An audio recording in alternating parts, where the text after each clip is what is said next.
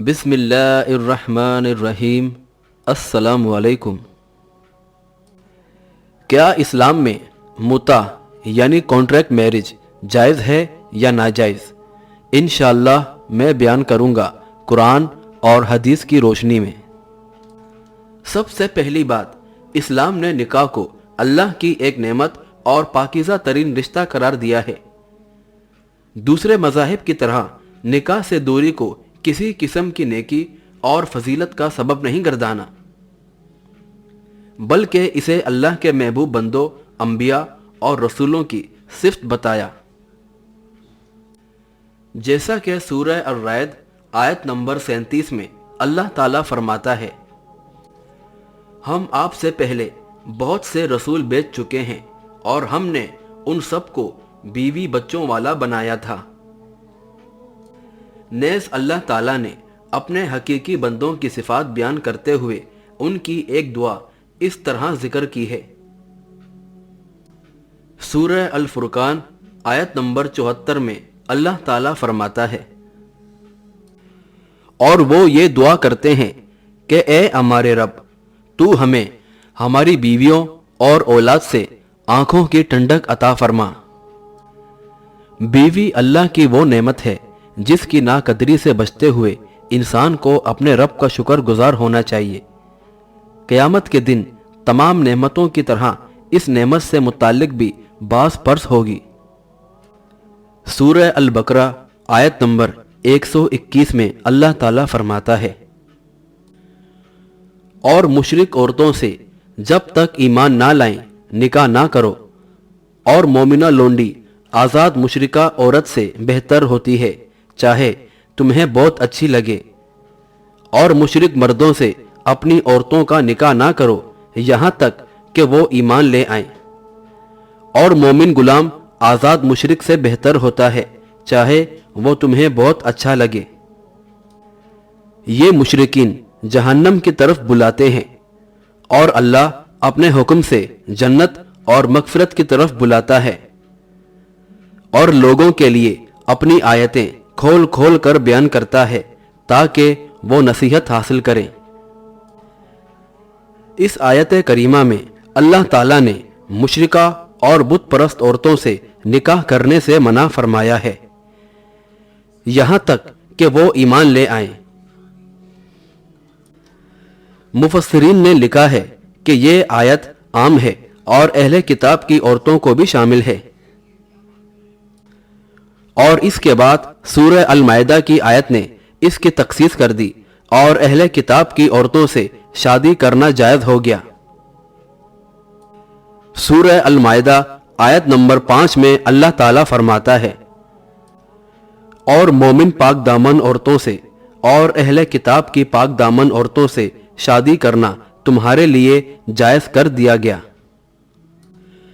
بعض دیگر محققین نے لکھا ہے کہ مشرک اور مشرکہ کا لفظ کتابی اور کتابیہ کو شامل نہیں ہے، اس لیے کہ قرآن نے پوری صراحت کے ساتھ دونوں میں تفریق کی ہے اور ایک کے بعد دوسرے کا ذکر کیا ہے، جیسا کہ سورہ البینہ آیت نمبر 6 میں اللہ تعالیٰ فرماتا ہے، اور اس کی وجہ یہ ہے کہ مشرک کے مذہب کی بنیاد ہی شرک پر ہے، جبکہ کتابی کے دین کی بنیاد توحید پر تھی۔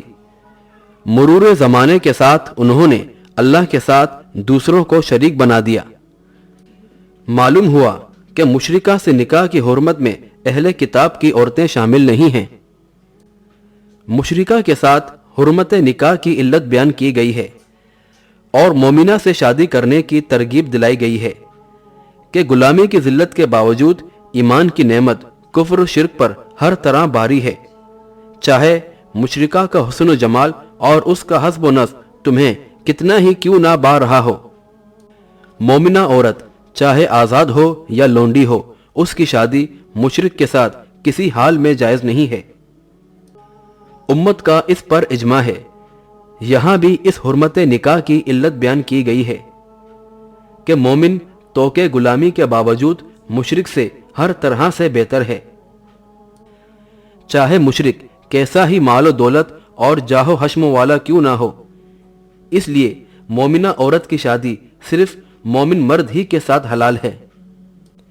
اس کے بعد اللہ تعالیٰ نے ایک دوسری وجہ حرمت بیان کی کہ مشرک عورتیں اپنے شوہروں کو اور مشرک مرد اپنی بیویوں کو جہنم کی طرف بلاتے ہیں، اور اللہ تعالیٰ قرآن و سنت کی تعلیمات کے ذریعے رضا الہی اور جنت کی طرف بلاتا ہے، اور اپنی آیتیں لوگوں کے لیے کھول کھول کر بیان کرتا ہے تاکہ لوگ نصیحت حاصل کریں۔ حرام شادیوں سے بچیں اور رشتہ ازدواج صرف مومن مردوں اور عورتوں کے ساتھ استوار کریں۔ مشرک اور بدعتی کے ساتھ میل جول رکھنا جائز نہیں ہے، اس لیے کہ وہ اپنے ہر قول و فعل کے ذریعے جہنم کی طرف بلاتا ہے۔ حضرت عمر رضی اللہ تعالی عنہ نے کتابیہ سے شادی کو مکروہ سمجھا تاکہ ایسا نہ ہو کہ مسلمان مرد اپنی عورتوں کو چھوڑ کر کتابیت سے شادی کرنے لگیں۔ اس آیت میں ترغیب دلائی گئی ہے کہ مومن مردوں اور عورتوں کی شادی انہی جیسے مومن مردوں اور عورتوں سے ہونی چاہیے، اور کافر مردوں اور عورتوں سے رشتہ ازدواج نہیں جوڑنا چاہیے، اور صحیح احادیث میں بھی اس کی بڑی تاکید آئی ہے۔ صحیحین میں ابو ہریرہ رضی اللہ تعالی عنہ کی روایت ہے، نبی کریم صلی اللہ علیہ وآلہ وسلم نے فرمایا کہ عورت سے شادی 4 اسباب کی وجہ سے کی جاتی ہے: مال و دولت، حسب و نسب، حسن و جمال اور دینداری۔ تم دیندار عورت حاصل کرنے کی کوشش کرو۔ سورۃ النساء آیت نمبر 24 میں اللہ تعالیٰ فرماتا ہے، اور تم پر حرام کر دی گئیں شوہر والی عورتیں مگر وہ عورتیں جو جنگ کے بعد تمہاری ملکیت میں آ گئی ہوں۔ اللہ نے تم پر ان احکام کو فرض کر دیا اور تمہارے لیے ان کے علاوہ عورتوں سے مہر دے کر شادی کرنا حلال کر دیا گیا ہے، بشرط یہ کہ نیت نکاح کی ہو، زنا کی نہیں۔ پس ان سے جب بحیثیت بیوی تم فائدہ اٹھاؤ تو انہیں ان کا مقرر شدہ مہر دو، اور مہر مقرر ہو جانے کے بعد اگر تم دونوں میاں بیوی آپس میں کسی مبلغ کے گھاٹے بڑھانے پر اتفاق کر لیتے ہو تو کوئی حرج نہیں ہے۔ بے شک اللہ بڑا علم والا، بڑی حکمتوں والا ہے۔ بہرحال جن عورتوں سے شادی کو اللہ تعالیٰ نے حرام قرار دیا ہے، ان کے علاوہ کسی بھی عورت سے ایک مسلمان عقد ازدواج کی شرعی شروط کو ملحوظ رکھتے ہوئے بیک وقت 1 سے 4 تک شادیاں کر سکتا ہے، اور لونڈی تو چاہے جتنی بھی رکھ سکتا ہے، لیکن شرط یہ ہے کہ اس بیوی کا مہر مقرر ہو اور ایجاب و قبول کے ذریعے شادی تمام پائے، اور اعلانیہ یا چھپے طور پر زنا کرنا مقصود نہ ہو۔ آیت کا یہ حصہ دلیل ہے کہ شادی میں مہر دینا اللہ نے واجب قرار دیا ہے، بغیر مہر کے شادی شریعت میں جائز نہیں ہے۔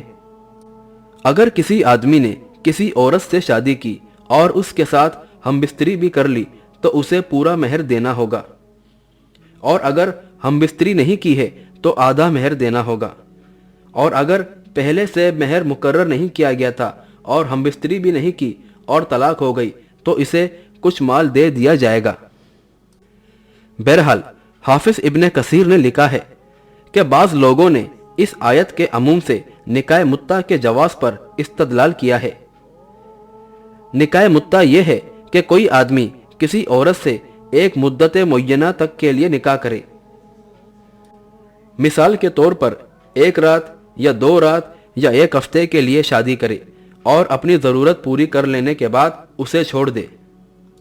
ابن عباس اور صحابہ کرام کی ایک جماعت نے ضرورت کے تحت اس کو مباح کہا ہے، لیکن ابن عباس رضی اللہ تعالی عنہما سے بعد میں رجوع ثابت ہے۔